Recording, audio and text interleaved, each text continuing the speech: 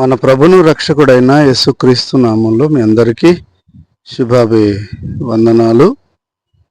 ఈ పూట దేవుని వాక్యాన్ని మనం ధ్యానం చేసుకుందాం. మనకిక్కడ మార్కు సువార్త 10వ అధ్యాయము 13 నుంచి 16 వచనాల దాకా కొన్ని విషయాలు ఉన్నాయి. ఇక్కడ మనం వాటిని ధ్యానం చేద్దాం. తమ చిన్న బిడ్డలను ముట్టవలనని కొందరు ఆయన వద్దకు వారిని తీసుకొని వచ్చిరి. అయితే శిష్యులు వారిని గద్దించిరి. యేసు అది చూచి కోపపడి, చిన్న పిల్లలను నా యొద్దకు రానీయుడి, వారిని ఆటంకపరచవద్దు. దేవుని రాజ్యం ఇలాంటి వారిదే. చిన్న బిడ్డ వలె దేవుని రాజ్యమును అంగీకరింపని వాడు అందులో ఎంతమాత్రం ప్రవేశింపడని మీతో నిశ్చయముగా చెప్పుచున్నాను అని చెప్పి ఆ బిడ్డలను ఎత్తి కౌగిలించుకొని వారి మీద చేతులుంచి వారిని ఆశీర్వదించెను. ఒకానొక దినమున ప్రభు అయినటువంటి యేసుక్రీస్తు ఆయా ప్రాంతాలలో సంచరిస్తూ మరి యూదయ ప్రాంతములు, యోర్దాన్ నది ప్రాంతముల యొద్దకు ఆయన కూడి వచ్చినప్పుడు జనసమూహములు మరి ఆయన దగ్గరికి చాలామంది జనసమూహములుగా వస్తూ ఉన్నారు. అయితే కొందరు తమ చిన్న బిడ్డలను యేసయ్య ముట్టవలనని ఆయన దగ్గరికి వారు తీసుకొని వచ్చారు.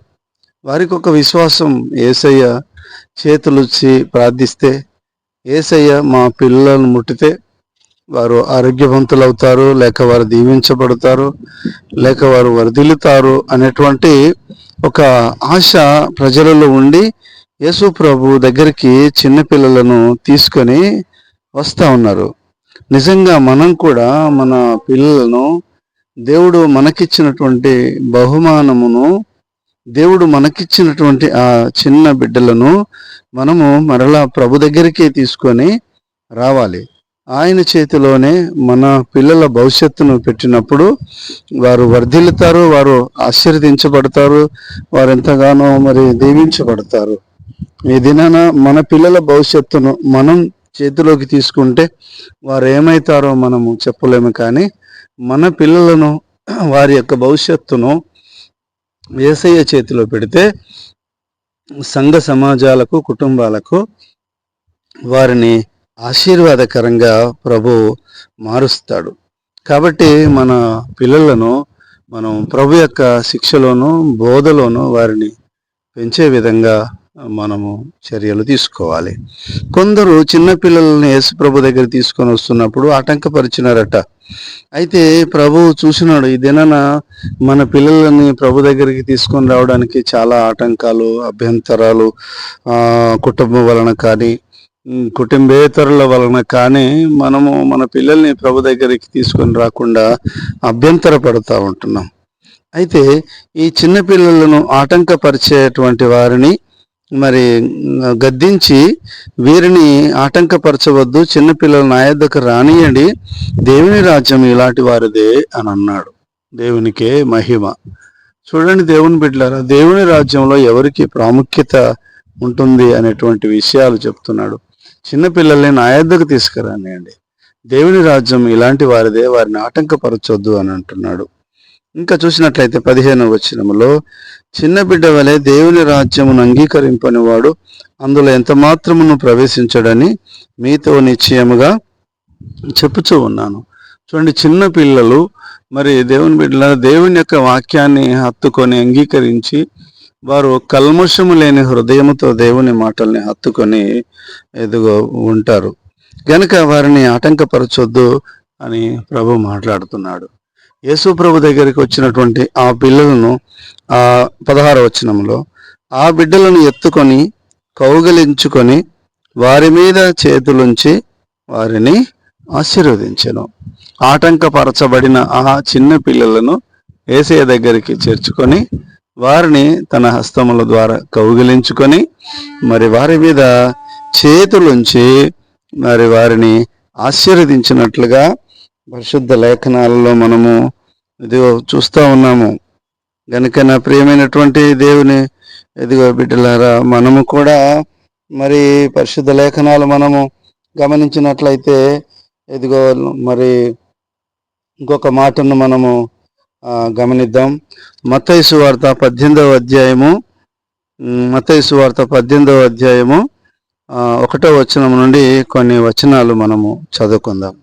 ఆ కాలమున శిష్యులు యేసునొద్దకు వచ్చి, పరలోక రాజ్యంలో ఎవడు గొప్పవాడు అని అడగగా, ఆయన ఒక చిన్న బిడ్డను తన యొద్దకు పిలిచి వారి మధ్యను నిలవబెట్టి ఇట్లనెను, మీరు మార్పు నుండి చిన్న బిడ్డల వంటి వారైతేనే గాని పరలోక రాజ్యంలో ప్రవేశింపరని మీతో నిశ్చయముగా చెప్పుచున్నాను అనెను. కాగా ఈ చిన్న బిడ్డ వలె తను తాను తగ్గించుకొను వాడెవడో వాడే పరలోక రాజ్యంలో గొప్పవాడు. మరియు ఇలాంటి బిడ్డను నా పేరట చేర్చుకొనువాడు నన్ను చేర్చుకొనును. నా యందు విశ్వాసముంచు ఈ చిన్న వారిలో ఒకరిని అభ్యంతరపరచు వాడెవడో వాడు మెడకు పెద్ద తిరగటి రాయి కట్టబడిన వాడై మిక్కిలి లోతైన సముద్రములో ముంచి వేయబడట వానికి మేలు. చూడండి దేవుని యొక్క బిడ్డలారా, ఎవరు పరలోక రాజ్యంలో గొప్పవారు, ఎవరు పరలోక రాజ్యంలో మరి అగ్రస్థానంలో ఉంటారు, ఎవరికి పరలోక రాజ్యము అని ఒకనాడు శిష్యులకు సందేహం కలిగింది. ఆ సందేహాన్ని బట్టి ప్రభు దగ్గరికి వచ్చి అన్నారు, అయ్యా ఎవరు పరలోక రాజ్యంలో గొప్పవారు అని అడిగారు. అందుకని యేసు ప్రభు అక్కడున్నటువంటి చిన్న బిడ్డలలో ఒక చిన్న బిడ్డను తన యొద్దకు పిలుచుకొని వారి మధ్యలో నిలబెట్టి, మీరు కూడా ఈ చిన్న బిడ్డ వలె మార్పు నొందిన వారైతేనే పరలోక రాజ్యంలో మీరు ప్రవేశిస్తారు. ఈ చిన్న బిడ్డ తనను తాను తగ్గించుకొనును. అలాగే ఈ చిన్న బిడ్డ వలె ఎవరైతే తనను తాను తగ్గించుకుంటాడో వారే పరలోక రాజ్యంలో గొప్పవాడు అని అన్నాడు. ఇలాంటి బిడ్డను నా పేరట చేర్చుకొనువాడు నన్ను చేర్చుకొనువాడు అని అన్నాడు. గనుక పెద్దలమైనటువంటి మనము చిన్న బిడ్డల వలె మారు మనసు పొంది, చిన్న బిడ్డల వలె తమను తాము తగ్గించుకొని, చిన్న బిడ్డలను ప్రేమతో చేర్చుకొని, ప్రేమతో ఆదరించి, వారిని ప్రేమించినప్పుడు దేవుని బిడ్డలారా అలాంటి వారిదే పరలోక రాజ్యము, అలాంటి వారే పరలోక రాజ్యంలో గొప్పవారు అని ఆయన అన్నాడు. పెద్దలమైన మనం ఒక తల్లిగా, ఒక తండ్రిగా, ఒక అన్నగా, ఒక అక్కగా, ఒక కుటుంబక పెద్దగా, సంఘ పరిపాలన చేయుచున్న వాడిగా, కుటుంబ పరిపాలన చేయుచున్న వారిగా, సమాజ పరిపాలన చేయుచున్న పెద్దలుగా యేసే ఎదుట, ప్రజల ఎదుట, నీ సమాజంలో, సంఘములో, నీ కుటుంబంలో, దేవుని ఎదుట ఇదిగో నిన్ను నువ్వు తగ్గించుకోవాలట. ఈ చిన్న బిడ్డ వలె తను తాను తగ్గించుకున్నవాడే పరలోక రాజ్యంలో గొప్పవాడు అని అంటున్నాడు. గనుక నా ప్రియ దేవుని యొక్క బిడ్డలారా, చిన్నపిల్లలకి పరలోక రాజ్యంలో ఒక మంచి స్థానం, చిన్నపిల్లలకి పరలోక రాజ్యంలో ఒక గొప్ప స్థానాన్ని ఇదిగో ప్రభువు కల్పించి ఉన్నాడు. మనం కూడా అలాంటి మార్పు పొంది మనము మన క్రియల ద్వారా ప్రభునందు విశ్వాసము ద్వారా చిన్న బిడ్డలను మనము చేర్చుకున్నప్పుడు పరలోక రాజ్యంలో గొప్పవారుగా మనము ఉంటాం. కాబట్టి నా యందు విశ్వాసం ఉంచు ఈ చిన్న వారిలో ఒకరిని కూడా మీరు అభ్యంతరపరచకూడదు. ఒకవేళ అభ్యంతరపరిచినట్లయితే వాడు మెడకు పెద్దటి తిరగటి రాయిగట్టి లోతైన సముద్రంలో పడవేయబడటానికి మేలు అని అన్నాడు. చూడండి దేవుని బిడ్డలారా, చిన్నపిల్లల్ని దూషించుట, చిన్నపిల్లల్ని అవమానపరచుట, చిన్నపిల్లల్ని అభ్యంతరపరచుట, చిన్నపిల్లల్ని శపించుట, చిన్నపిల్లల్ని కొట్టి వారిని హింసలకు గురి చేయుట, ఇది ఎంతో భయానకరమైనటువంటి శిక్షతో కూడినటువంటిది. యేసుప్రభు అన్నాడు, వాడు గొప్ప తిరగటి రాయి మెడకు కట్టి లోతైన సముద్రంలో పడవేయబడటానికి మేలు అన్నాడు. అంటే అంతకంటే ఎక్కువ శిక్ష వారికి కలుగుతుందని దాని అర్థం. కనుక ప్రియమైన దేవుని బిడ్డలారా, చిన్నపిల్లల్ని మన కుటుంబీకులుగా మన పిల్లల్ని ప్రభు దగ్గరికి తీసుకొచ్చి ఆయన శిక్షలోను బోధలోను పెంచుదాం. మన పిల్లల్లో దేవుని యొక్క హస్తములో పెరగాలి. మన పిల్లలు దైవికమైన ప్రేమ కింద, దైవికమైన ఆశీర్వాదం కింద మన పిల్లలు ఉండాలి. గనుక వారిని ప్రభు యొక్క శిక్షలోను బోధలోను వారిని పెంచు. ఆ తర్వాత మరి నీవు కూడా ఈ చిన్న బిడ్డ వలె మారు మనసు పొంది, ఈ చిన్న బిడ్డ వలె నువ్వు విశ్వాసం ఉంచి, ఈ చిన్న బిడ్డ వలె తగ్గించుకొని నీవు ఉండినప్పుడు తప్పకుండా పరలోక రాజ్యంలో ఆయన నిన్ను చేరుస్తాడు. పరలోక ఆ ధన్యతను, ఆ భాగ్యాన్ని, అందులో నివసించేటువంటి గొప్ప ఆధిక్యతను దేవుడు నీకు, నీ కుటుంబానికి అనుగ్రహిస్తాడు. గనక మనము మన ఇంటి వారము, భక్తుడు ఒక చోట అన్నాడు, నేనును నా ఇంటి వారును యెహోవాను సేవిస్తాము.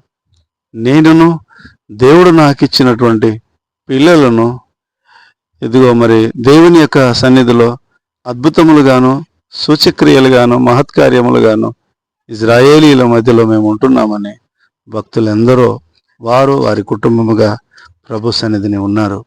ఈ దినం మీ పిల్లలు ఎక్కడా? ఈరోజు నీవెక్కడా? నీ స్థానం ఎక్కడా? నీ పిల్లలు ఏం చేస్తున్నారు? నిజంగా ప్రభు దగ్గరికి వారిని నడిపిస్తున్నావా? దైవికమైన ఆశీర్వాదం, దీవెన, ప్రభు యొక్క శిక్ష, ప్రభు యొక్క బోధ వారికి ఉన్నదా? ఇత్యాది విషయాలు నిన్ను నీవు పరిశీలించుకొని ప్రభు యొక్క పాద సన్నిధానంలో నీ పిల్లల్ని చేర్చినప్పుడు నీవు నీ కుటుంబం పరలోక రాజ్యములో ఆయన సన్నిధానములో నిత్యము స్తుతిస్తూ గాన ప్రతిగానముల చేత ఆయన ఆరాధిస్తూ ఉంటారు. అట్టి దైవికమైనటువంటి కృప నీకు, నీ పిల్లలకు సదాకాలం దేవుడు అనుగ్రహించి ఆశీర్వదించును గాక. Amen. Thank you for watching. Like this video, share and subscribe my channel, press bell icon.